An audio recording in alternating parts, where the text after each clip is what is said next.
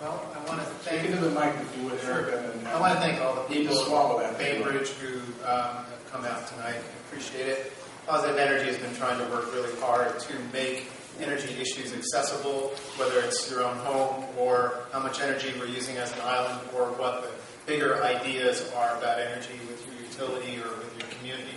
So I want to thank all of you, and I want to thank Kimberly for jumping into the fray, which is kind of what we wanted. Kimberly, and this is for Doug too, a little bit about my background. I'm an oceanographer, so I've learned a lot about what the effect of carbon dioxide emissions are on our planet. And briefly, it's heating the air, it's heating the ocean, and it's also our sort of second grand unintentional experiment is we're changing the acidity of the ocean. And so I've studied and published on the issues of how ocean acidification affects marine organisms. So one of the reasons I do what I do is it's great during the day to study this stuff, and I love it, but at night I want to change it. So how do we put less CO2 in the atmosphere? That was kind of what brought me to the table. And where can you start? You start house by house, power plant by power plant, nation by nation, city by city. So I started educating myself about, well, where does our energy come from? And the resource mix Kimberly was talking about before. And we also thought, well, what are we going to do as a community to stand up? And as an organization, Positive Energy decided, well, we would like to be a net carbon neutral island by 2030 with respect to energy. So what that means is, over the course, if you average out over a year, we would essentially emit no carbon. And that might mean that we generate a surplus, let's say, of solar energy, or we buy a surplus of solar energy to offset perhaps the times when we would be using a little bit more fossil fuel-based energy. But if you essentially kind of like balance your checkbook at the end of the day, it would be zero, or perhaps even better. So I looked at the PSE energy fuel mix, and for 2009, which is the last time that the PSE, or the numbers have been available from the Washington State Department of Commerce, we're at about 36% hydro, 22% natural gas, and 32% coal. So if you add together the last two, and there's a little bit of stuff on the margin there, which is probably a little bit of fossil fuel energy, but I'll skip it for the moment. If we just add 22 and 32, we have 54% of our energy is coming from fossil fuel-based energy. And the coal is really bad. It emits about 3 times, at least for the most efficient gas plants, and it's about 3 times as much CO2 as an efficient gas plant. So that's not good. And how do we get to where we want to go as a community? If we want to have that balanced checkbook of zero, and right now 54% of our energy or more, and it varies from year to year, as Kimberly just pointed out, but how do we get there?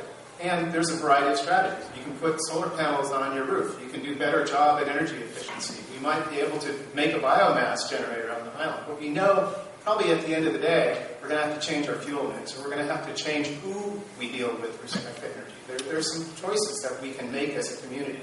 So I'd like Kimberly to try to sort of address how would Bainbridge Island get to its goal of being net carbon neutral by 2030? So, and it's a great goal, and I'm sure that Doug and I have a very different answer. And I do want to say, when you get the information from the Department of Commerce, they basically prescribe how we answer that. So you'll notice, we have 12%. In February, we will be serving 12% of our resources will come from wind, and yet you didn't see anything.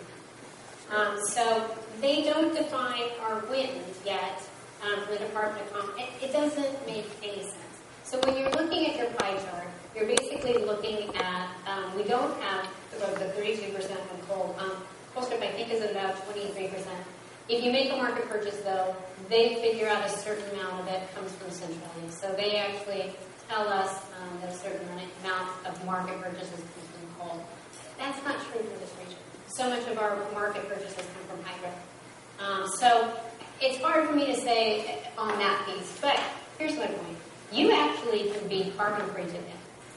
We have a green power program.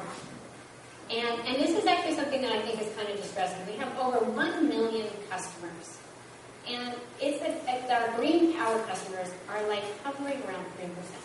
That means out of 1 million customers, only 30,000 have signed up for green power. It's about $12 a month. It takes one phone call. And basically with the Green Power Program, what are you funding? You're funding biomass. You're funding the dairy digesters with the Moss Brothers. You're funding solar. You're funding those renewable projects that are smaller, that are community-based, because we actually make investments through our Green Power Program. So you can do it today. And you can get, it's just we need to get the word out there. 30,000 customers out of 1 million are actually investing $12 a month for Green Power. So I think that there are things that we can do together to get done. I support that. Is this on? You got to bring it close to your mouth. Okay. So, I'm also part of the Green Power Program. I'm a city-led customer, and we've been in it from the beginning. I strongly recommend that you sign up for Green Power if you have. And that's good. You get a nice little bottle, too. We all should do that. And if, in fact, we all did do that, then there may be greater opportunity to back up some of our polluting resources. But the coal that we do have, absent being able to see any really strong demand to be able to back out that resource, we're still going to have a couple of fundamental problems in that coal is, as Eric said, it can be up to 3 times dirtier than natural gas. Coal, Puget Sound Energy's resource mix, and depending on when you are looking at it, but given we have to rely on the state reports that we have, because coal is so intensive, not just the coal strip part of it, but to the extent that we have market purchases, it can account for 80% of all the greenhouse gases we have in Washington State from electricity come from coal. Because the little bit you use is going to be very, very damaging. And Puget, according to the last record, had about half of all that. So we have 80% of our greenhouse gas emissions from electricity coming from coal, and Puget owns about half of that. So we can do, and until we do the best that we can to do our green energy programs, we're going to have coal. So we're going to have to address it because of the damage it causes. So I think it's a combination of both. Absolutely, we have to get onto the demand side and do something for the green energy program, but we absolutely have to get to the supply side. And there's more to be said about that, but why don't we leave it at that? Thank you, Doug. Appreciate that, because we're going to keep moving through the other panelists and then cycle back through any other comments that come from the floor, and perhaps I touch that again. So Hilary, Franz, the councilor from Bainbridge, City of Bainbridge Island, gets her shot now to ask a question. So, and my question is actually going to be focused, actually addressed to every one of the panelists. Every one of the panelists has a role in it. But as most people on Bainbridge know, over the last year, federal stimulus programs have helped energize energy efficiency and renewable solutions within communities just like Bainbridge Island. It has been a way for us to see energy efficiency and renewable that tended to be more in the hands of utilities, now being part of a partnership with our communities. And we're seeing a lot of great take-up as a result, and frankly more effectiveness. The funding has shown that the partnership between local governments, financial institutions, utilities, and community organizations means that we can actually get better solutions in people's homes from energy efficiency to renewables. But as most people know, this funding will end in about 2 years. My question is going to be for everyone up here, because I think every one of the organizations can play a part in this. The question really centers around what are the lessons we've learned so far within the year to 2 year of this federal stimulus on the ground in energy efficiency and renewable. And with those lessons learned, what are the solutions that each of your organizations is coming forward to be ready at the end of that 2 years to be moving forward? And that can be all the way from policy changes at the state and local level. It can be solutions in resources from community organizing to the program development and structure. It can also be in the way of financing. And let me suggest that rather than trying to be comprehensive in all the possible ways that any of these organizations might do that, pick one or two maybe so we can keep moving. Thanks. And who would like to start with that? Responding to that. I'll cover our energy efficiency. We do have one of the best energy efficiency programs and departments, not only in the region, but we received the Department of Energy Award for Energy Efficiency. It's very important. Senator Rockefeller from here is now on the Power Council. And the Power Council actually sets for the region what energy efficiency targets can be. it's been rather troubling over the last couple months. There's so much our stimulus, but also the economy. A lot of the other utilities are not meeting their goals. They're actually having to go back and say, we're not going to meet our targets. The state of Oregon, the Oregon Trust, who does their energy efficiency, is not meeting the targets. We are meeting our targets. We are not pulling back on our budget. We actually think that we will go beyond our target. So I just want, even though the ARA stimulus is going away, we are not in any way pulling back any of our community involvement or energy efficiency. And I think that's important because I'm starting to see a lot of difference in the different utilities. The other piece that I can say is I think the community plays a big role. Jessica Keenan works for Puget Sound Energy. She's here. I think communities, Bellingham and Bainbridge, if you can't take on Bellingham, I don't know who can. And that is really getting communities against communities, because that's how you get people really involved. And so we have been really focused on trying to get more community involvement in energy efficiency. We'll be there. Other. Eric, Ben? Yeah, I think from my understanding, the Power Conservation Planning Council's goal is that 85% of the increased demand over the next about 20 years is going to be met through conservation. So obviously we can start with that right here.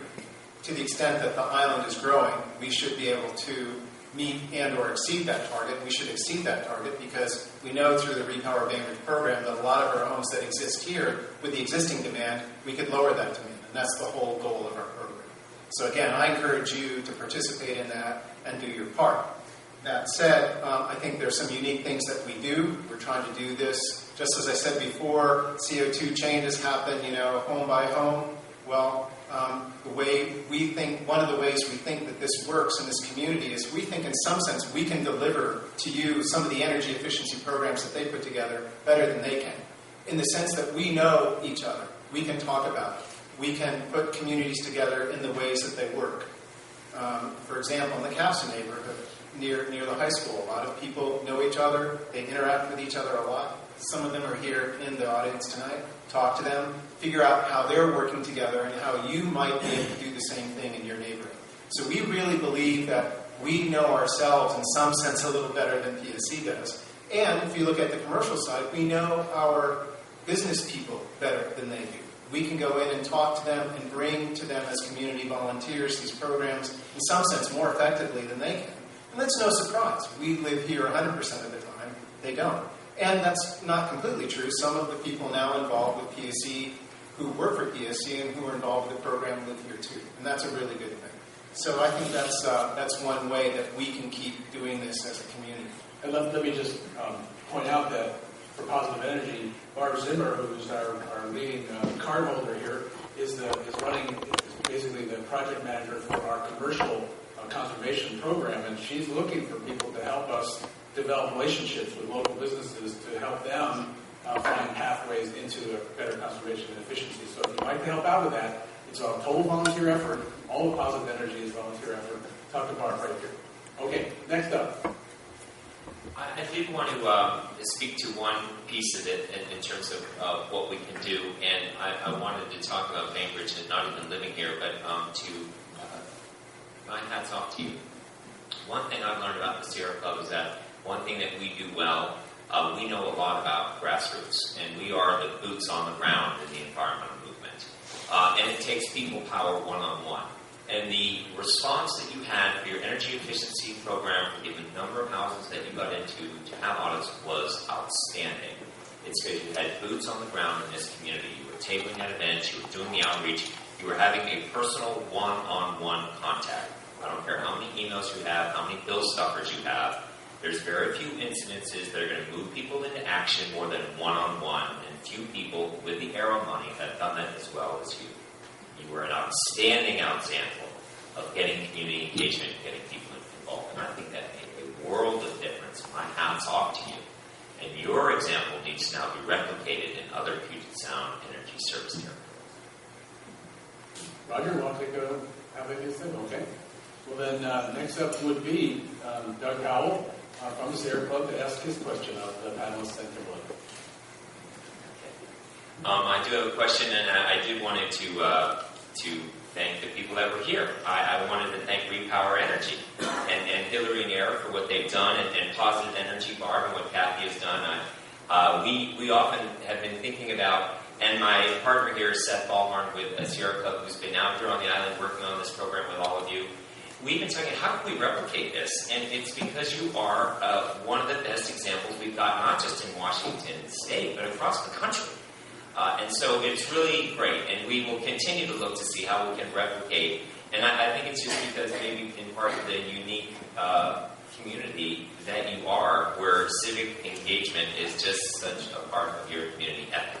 So we will look to see how we can replicate your success. I think you have a basic commitment here, which is really stellar, and that might be a little bit hard to replicate in other areas. But my first things first, hats off to you. I also want to thank Kimberly. We are going to now be really focusing a lot on the Colstrip resource, and I really appreciate that Kimberly's here and being willing to interact with us. And Puget Sound Energy is one of the best utilities in the country. It's true. They are outstanding on renewable energy, and they have some of the best efficiency programs. And when many people have been abandoning their programs, they have stuck with it. And my hat's off to them. And I think they do a great program. And as we now ramp up our concern about their use of coal, just because how damaging it is, I want you to know, Kimberly, that as we now start to ask for greater accountability about Colstrip, I know you care about this community. I know you care about your customers a lot. That's very important to you. And so let it be said that Puget Sound Energy is a really good utility, and we want them to be better, and we need your help. And specifically, here's how we need your help. And there may be a question in this too. Coal is not a least cost resource. I mean, if you're getting free lunch, it's least cost, and coal gets a lot of free lunch. The Colstrip plant in Montana is a mess. They have got so many environmental violations right now that even if a small modicum of the existing violations of existing law were enforced, the compliance costs would go through the roof, and it would in no way be a least cost. And I must say, having been in this business for a while, especially around greenhouse gases, when we hear about these costs, it just drives me crazy. It's just not true. And what's missing is accountability. And there is something right now that we can do that will be very important. The first thing we have to do is to have people understand just how much coal comes into our state. We didn't even know that we had a coal plant here in TransAlta. The polling that we've done shows that about 75% of people had no idea that we either had a coal plant in Washington State or that we import coal power. We have a tremendous level of ignorance just about the fact that we are heavily dependent on coal in part. The second thing that we need to do, and this is really where it gets back to Puget Sound Energy, where we need Kimberly's help. If our utility regulators really knew the full cost of the environmental impact that's happening now at the plant, with nitrogen oxide emissions that are affecting Yellowstone Park, with leaking coal ash ponds, with groundwater contamination at the service line that services the plant, with hazardous air pollutants, with water discharge problems, if all those things were added up, forget carbon. We're not even talking about carbon. If you could add up all those other environmental liabilities, it would be the most cost resource. It would never be a least cost resource. But we're not going to have that economic reality until we have a full accounting of all the environmental damages happening from this plant being reported to our utility regulators so that they are encouraged to look at cheaper, cleaner alternatives. So my question is to Kimberly is that when can we get a full account of all the environmental liabilities that are happening now at the plant being fully disclosed to our utility regulators so that they are empowered to help you move to a cleaner, cheaper resource?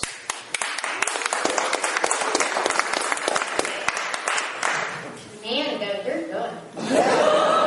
And Steph, but I hate to see what happens when you don't tell them to be nice. Okay, so I'm going to, and I don't want to sit here and get into a debate, and Doug's been in my office in the last 2 weeks, and so he knows exactly where I'm at, and that I only have discussions based off fact and not on perception.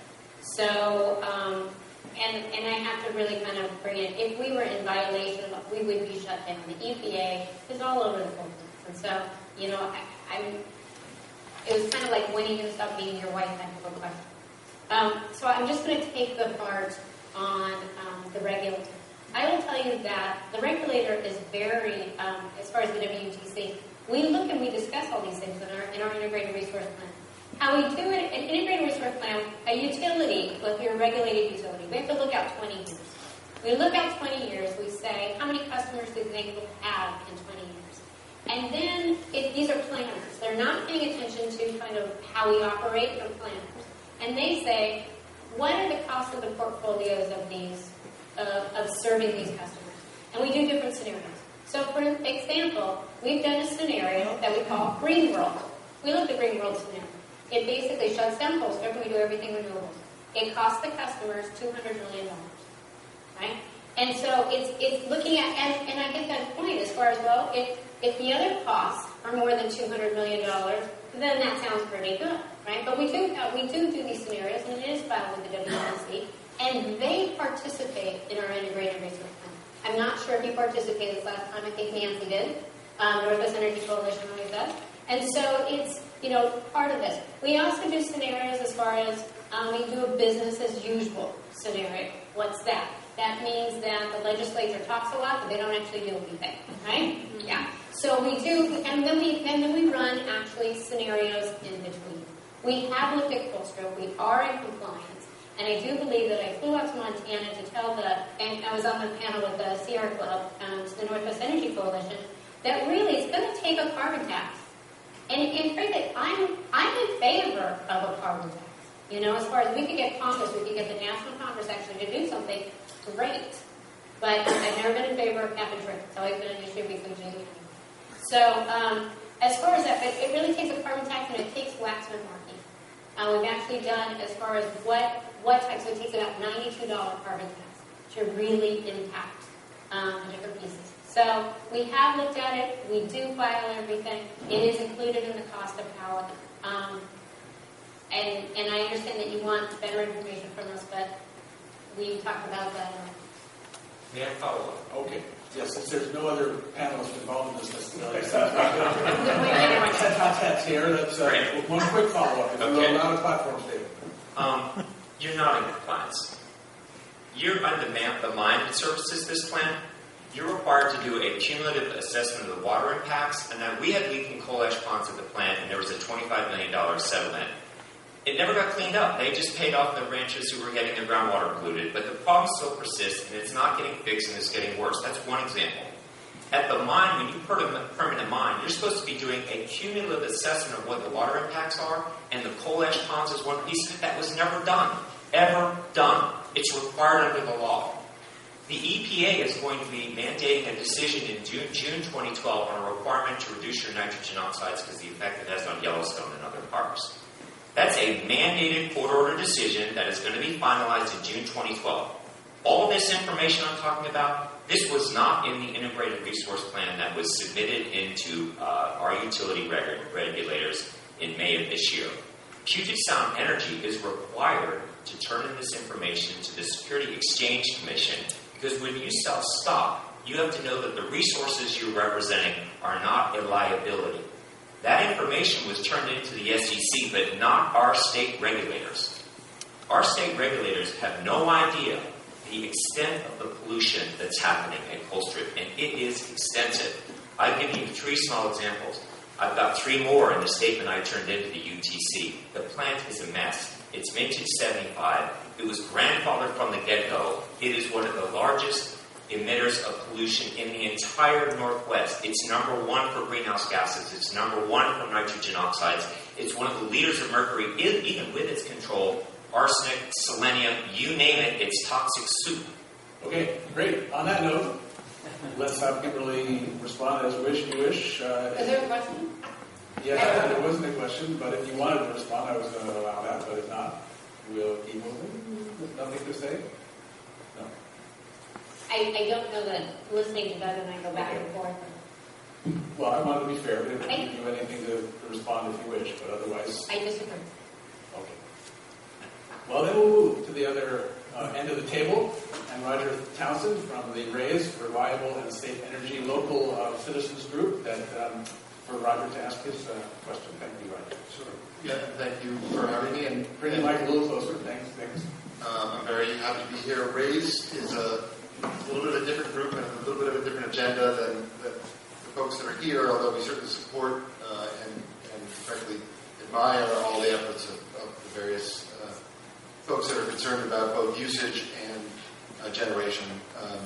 RAISE is much more a local focus, and I think we all became really aware of what was happening in light of the planned expansion of the grid here, and looking into the way the utility works, the way the utility interacts with our community, and mirrors the goals of the community and the priorities of the community.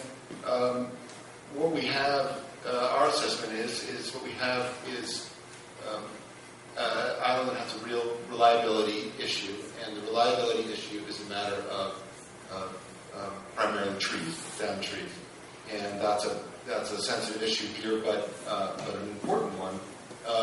And the concern that the question I have is learning more about how the electric utility industry works, how it's regulated, and how it's compensated, because that's certainly the motivation for any corporation.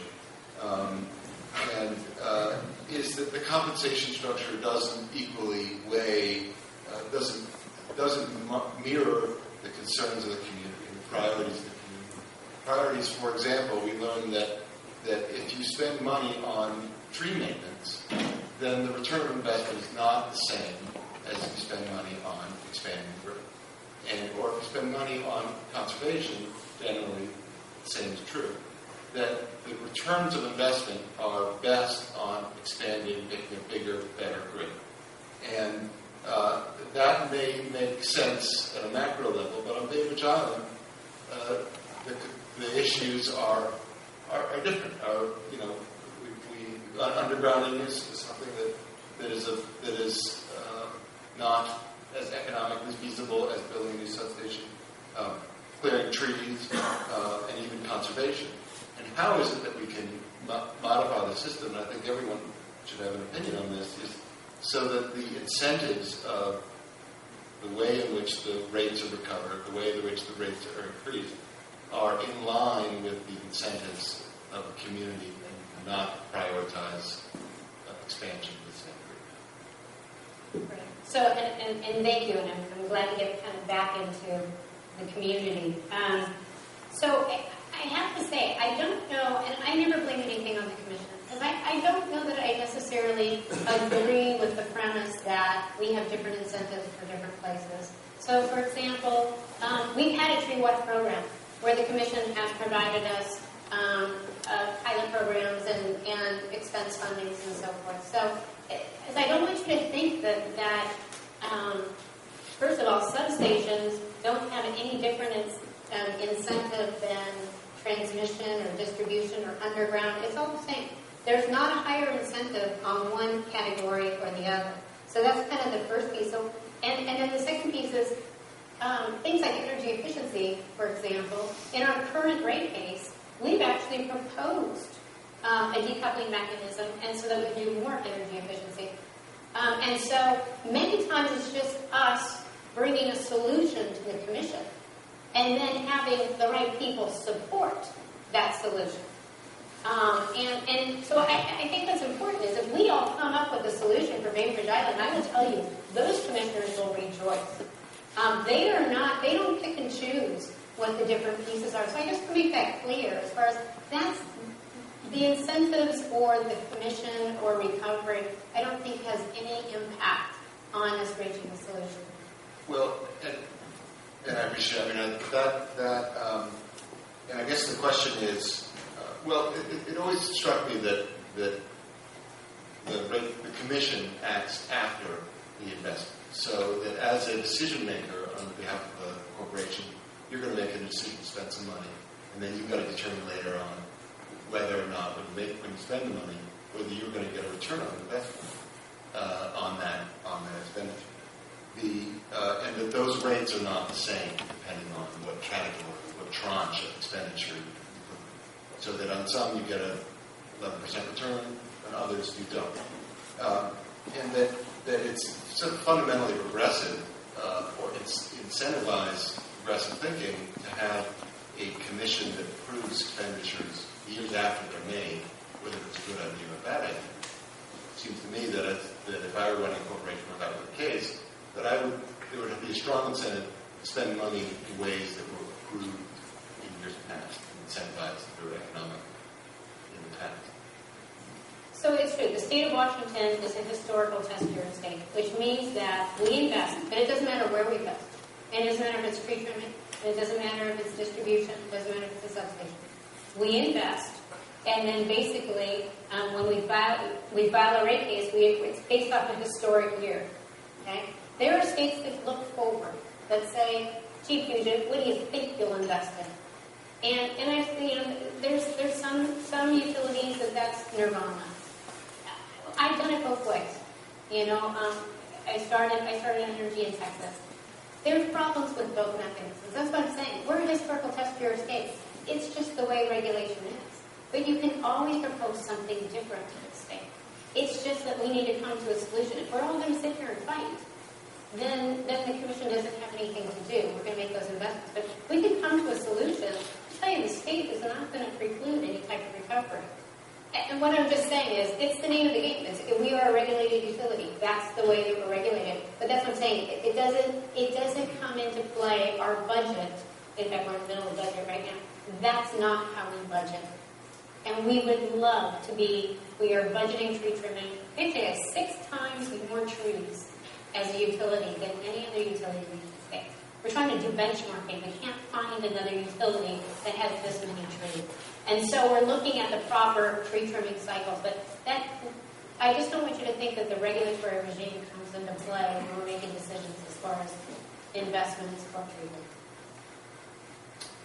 All right, thanks. Got a number of good inquiries from our audience, so I'd like to toss out one that anybody may comment on to the extent that you know, but particularly, Kimberly, question is that it relates to investments, which is why I'm going with this one first. From all of the various energy sources, nuclear, wind, coal, natural gas, which one has the best return on investment? They're all the same. So as a regulated utility, the commission sets an allowed rate of return, or return on equity. Robert and I used to fight each other on this. He used to be public counsel, so he's looking at me nodding. So they say this is your allowed. There's a big difference between, and what that allowed means is, and that's where 11%, our allowed right now is 10.15. That means we can't earn more than that. You never get close to that. That's just the benchmark. If you hit that, then a commission could actually pull you in for a rebate. So the return is the same. It doesn't matter if it's a power plant, it's a substation. The return is the return. And it's on rate base. And all of these things go into rate base. That's what I'm saying. All investments go into rate base. That's how you set rates. And then the return's on the rate base. It's not on individual projects. Okay, that's helpful. Well, another related question brings us back a little bit to the coal, a lot to the coal. Is the coal strip plant really a good investment for PSC? So the coal strip plant was built in the 80s. And when a utility, we would call it prudent standard in this state. And since I did regulatory, I can tell you the prudent standard very easy. The prudent standard is that the utility made the best decision possible based off the facts before it at that time, right? And what it is you have to show that you looked at all of the options available. You have to show that you had documentation. It has to be contemporaneous documentation. So in other words, you can't tell the story afterwards. You have to tell the story all the way through. And you have to keep your board apprised of your process all the way through. This is highly regulated even in that process, doing RFPs. Back in the 80s, frankly, and I wasn't there, we went through a prudence review for Colstrip. Colstrip was deemed prudent by this state. And so that piece happened in the 80s. I will say that the reason why so many investments were made in coal at that time is because it came after the Carter and the lines of and we were trying to get off the petroleum. And so what happened is you'll see there are a lot of vintage coal plants in the country somewhere around that time period. What I'm saying is that determination was made in the 80s. And so the commission doesn't revisit that determination each time. They can, but this commission hasn't. Okay, that's the commission. I'm reading this question about the word really in there. How does PSC think of the Colstrip plant as an investment? Is it really a good investment for PFC? Today it's a good investment for our customers, and that's the way we look at it. We do look at a world without Colstrip. It's just when will that world be? Okay. So what I'm saying is, Colstrip is a good investment. It is an investment. It is no different than any other investment. It is part of the portfolio. Okay. Let me ask about gas now. A number of questions were about specifically for our island as to whether you would consider bringing natural gas powered, either bringing natural gas itself over or natural gas fuel cells into Bainbridge Island. How does PSC look at that possible development? It's interesting, we were talking about bringing natural gas to the island just for relief, because when you're trying to peak shade, heating by natural gas is probably the most energy efficient. We call it fuel switching. And we're trying to figure out where the closest service to the island was. On our system, I believe it's in Seattle, so we would have to bring in service from Seattle. Cascade, I believe, is somewhere near Colesville, so we figured it would be about a 10-mile tranche. We are always looking at opportunities to provide natural gas. Interestingly enough, in Pierce County, they're having problems with particulates. And because there's a lot of low income and there's a lot of wood burning. And so in the winter time, they actually have wood burning stoves. And they're looking at how can we bring natural gas to those communities. And so we're looking at many different pieces. And I tell you, even my predecessor, bringing natural gas would be very interesting. On the fuel cells, I've never thought about this. I'm going to write that down and bring that back to our team. I'm not sure whether it would be in the Green Power program or exactly how that would work. So that's whoever had that question, that was a really great idea. There were a couple of questions about fuel cells and fuel cell stacks, so I do encourage you to investigate that as a possibility. John, I'd just like to jump in here. When we talk about natural gas fuel cells, I think from the point of view of transitioning, particularly from coal to a lower CO2 world, looking at natural gas alternatives is certainly very interesting. However, I would like to remind you that there's a tremendous amount of solar potential here. No, we're not Arizona. No, we're not Southern California. But we are at the same latitude of areas in Germany that are much more extensively solar than we are here. So, in my mind, personally, again, with my scientist and ocean, acidification hat on and concerned about the environment, dollar for dollar, I'd like to see our community investing in renewable resources before even a natural gas fuel cell. Sexy as it is, it's still a CO2 emitter. Whereas, certainly there's CO2 emissions involved in the production of photovoltaic cells, for example, but those are amortized over the life of the cell, which produces energy at zero CO2 emissions. And there's lots of opportunities to do this. Just as an aside, there are actually right now 2 volume purchase programs starting up on the island for you as homeowners to look at to get a cheaper entry cost into putting solar generation on your home. And as you know, there's a number of incentives, both federal and state, which mean that when your system is tied to the grid, that you actually feed essentially energy into the grid, and you're paid a premium price for this. I think 54 cents if both the panels and the inverter is made in Washington, plus a 10 cent, I think, federal tax or federal incentive, whereas the cost of energy is around 10 cents a kilowatt hour. So again, my point being, I would like to see us investing in renewable alternatives on the island, as opposed to bringing another CO2 emission source that might have a longer lifetime than we really might want to do. Putting a transitional gas generation plant in a place where there is already gas service makes a lot of sense to me, but putting in infrastructure that might have to be amortized over longer than would make sense, at least in terms of the scientific targets for CO2 reduction, doesn't make sense to me. Since you mentioned the solar projects, I want to just point out Joe Dietz. Raise your hand, Joe, who's got one of the projects. Steve Johnson is connected with another one, so red shirt there and blue shirt here. If you wish to engage with them a little bit later, they're 2 of the leaders in those efforts. And Hilary, more, yes. Yeah, just so if I could just try on, because I know you have more questions, but I think it's also absolutely critical substituting one unclean source of energy for another one that may be just a slightly more clean, still debatable, frankly, if we're watching it at the national level. is not a good solution. I think the more we can actually be getting local production right in our community, one, we address the energy and food efficiency item that was discussed by Kimberly in her talk about the transmission. We can address that right at firsthand. Second, we can make the costs a lot lower. And third, we can make sure it's cleaner, because all the concern about environmental impacts and what's happening in Montana or what's happening in China, it's harder for us to know and be aware of it when we don't see it.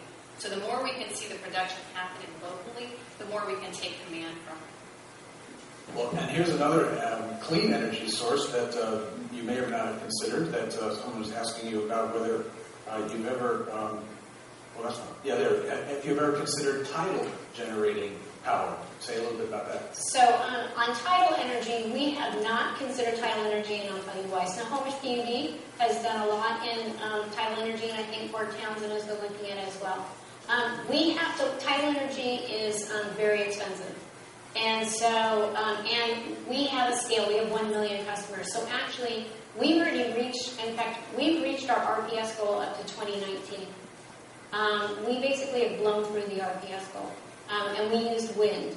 And the reason being is because wind is cost effective. Like I said, sometimes it's the lowest cost alternative. So wind has really been very effective for our customers. Tidal tends to be in the small 1 megawatt, 1.5 megawatts, and it wouldn't serve enough customers. So it wasn't, we looked at it, it's not cost effective for our general portfolio.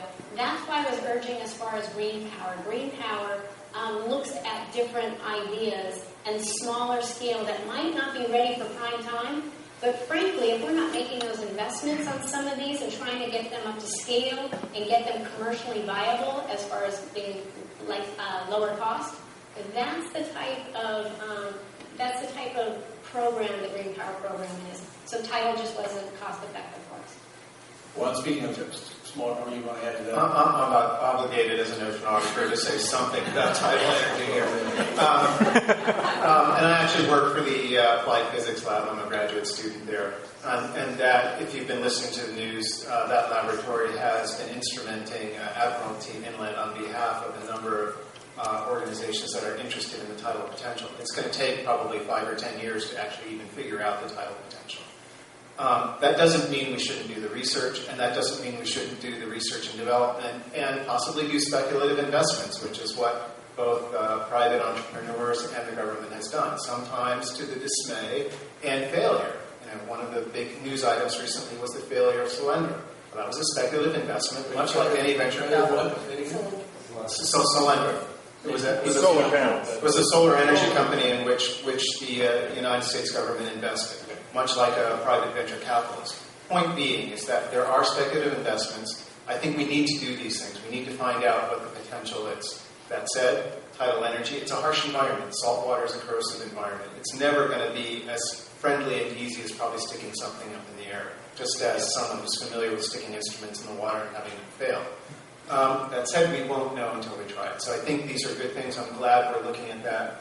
But I do want you all, every time you hear the word least cost resource, remember, we do not have a price on carbon dioxide yet. I think Doug made some compelling statements about what is and isn't being looked at with respect to Colstrip, with respect to pollutants, that we do have laws and regulations and monetary adjustments. In other words, we essentially understand what that cost is with respect to nitrous oxide, sulfur dioxide, acid rain in the Midwest was recognized a long time ago, and that's why there was so much attention paid to it.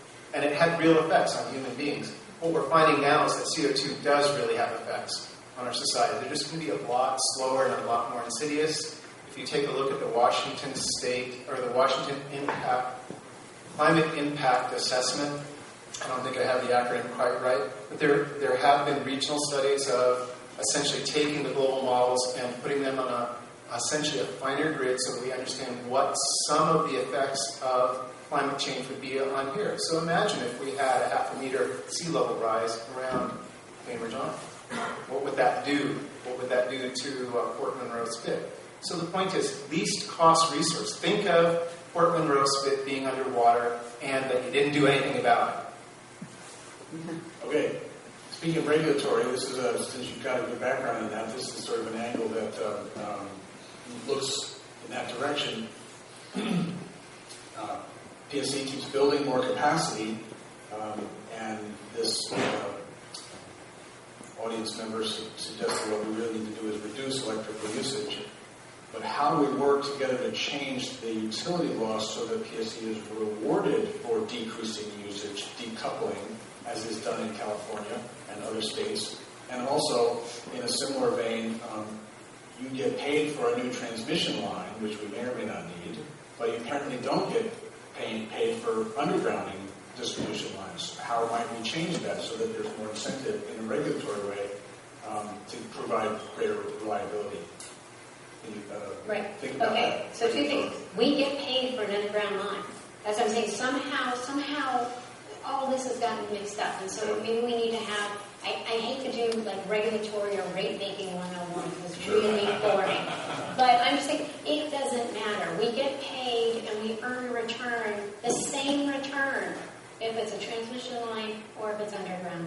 So I'm going to take that one out of there. Okay. On the energy efficiency, and this, I made the reference to this, in our current rate case, which will go to the commission in hearings, we would love for you to not participate in the rate case, we don't do that, but to write in. We have put in a mechanism for energy efficiency.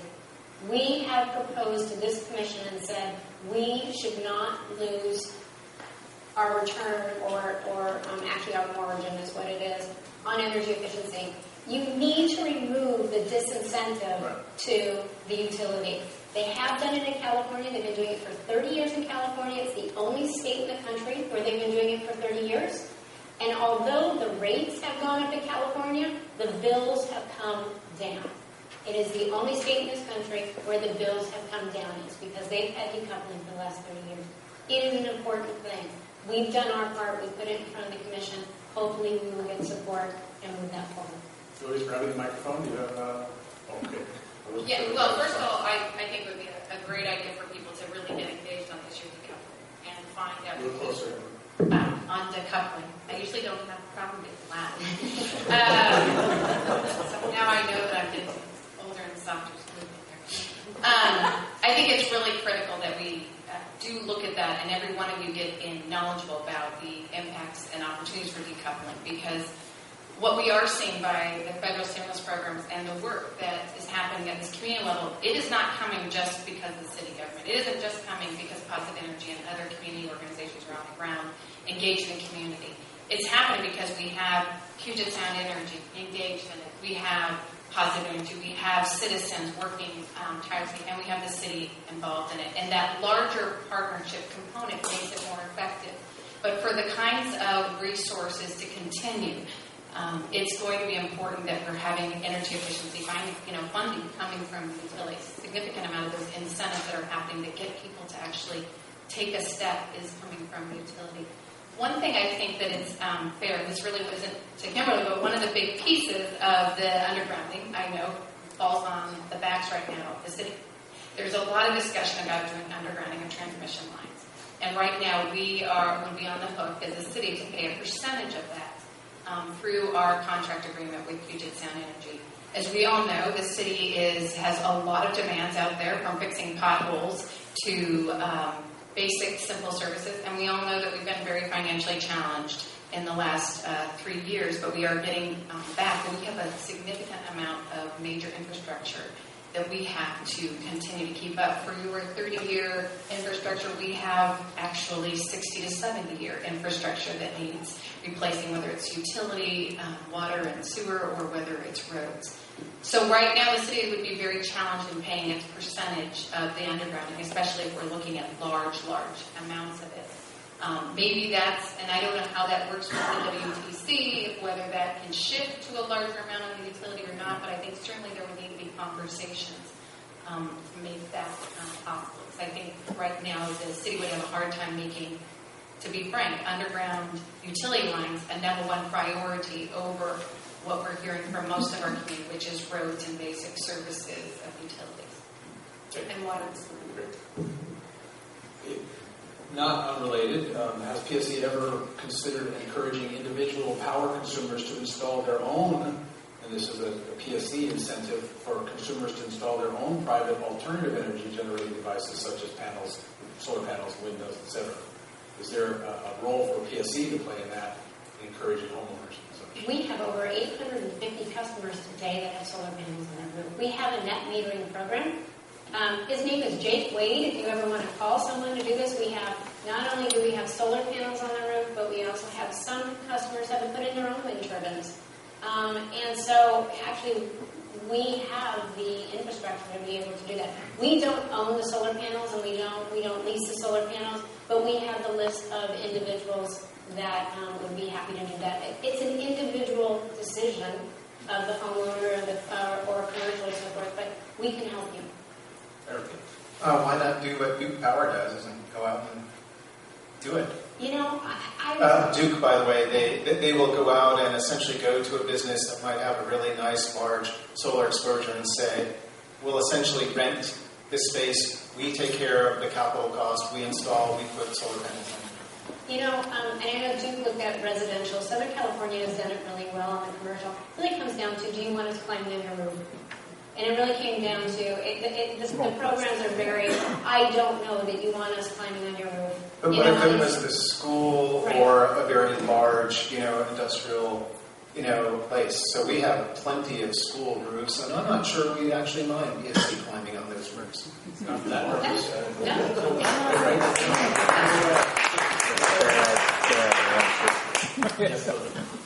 to actually bring up two pieces. One, I'm going to capitalize on your comment earlier about the 2 solar programs that are going to be running soon. Repower Bainbridge isn't just an energy efficiency program. It has a small segment. Main focus has to be energy efficiency under our grant with the State Department of Energy. But there is a piece of it that is also solar, and we are excited to hear about the 2 programs that are going to be running in the community, one with Community Solutions and the other one with Power Trip. I urge you to find out about these programs. We are part of our loan program with Kitsap Credit Union. One helps provide loans to homeowners to be able to do upgrades in energy efficiency, but it also allows for solar opportunities on people's homes. And so we urge you to not only find out these programs and actually about the ways you can reduce the cost of putting solar and renewable energy generation on your home, but also to be looking at some of the financing tools from the loan program that's out there, as well as we know the tax credits that would be existing. I want to just put something on the table because I think it's for a larger conversation. One, there is obviously the opportunities for solar arrays on larger institutions, from our schools to our major commercial spaces. I think there's also an opportunity as we talk about, or as we see how local governments are getting more and more engaged in energy, and whether it's something that's just going to be a short term because of the stimulus, or whether it's going to be a longer term because it's a need of our community and because we see the partnership between utilities and communities to do it. I think we need to start to be having more richer conversations with our utility as well as with our community-based schools and parks about how we can get to larger district-type energy renewable systems. It is hard for us to grab, and this gets to your carbon point about how we go carbon neutral. I don't think it just falls on the back of PSC. It also falls on the back of us as community members. It falls on the back of us as a local government who needs to do the right thing for the larger good of the environment and also for the cost savings for homes.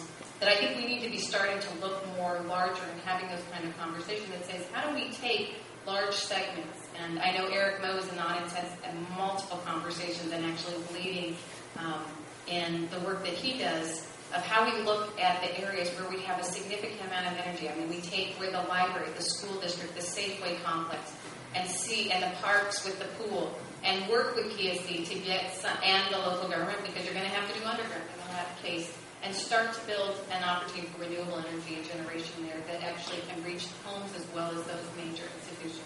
My hope with Repower Bainbridge is this is an early first step for this entire community in energy efficiency, and that we can actually become leaders nationally and internationally in how we use and manage energy, not just energy efficiency, but in renewables. Well, and as we begin to close, let me suggest that might very well be the topic for another one of these kinds of panel discussions, with or without the utility, but presumably with, for us at a higher level to continue and deepen that. Maybe as a closing question to ask, given that we're in Islandwood, there's a question about whether you have any data for how many birds are adversely affected by wind turbines. This is a very big bird community here, so just a quickie on that. I will tell you that our wind turbines, I'm seeing Linda Yes, I know. running out the door. I Oh, feel like I'm the running out of town. The wind turbines, the new wind turbines turn really very, very slow. We kill so few birds that actually the department that tracks it said, can you just send in your data? The wind turbines, we're not seeing an impact on birds, bats. And we're really very careful, even with the safe routes and our little cat gun. So. On that note,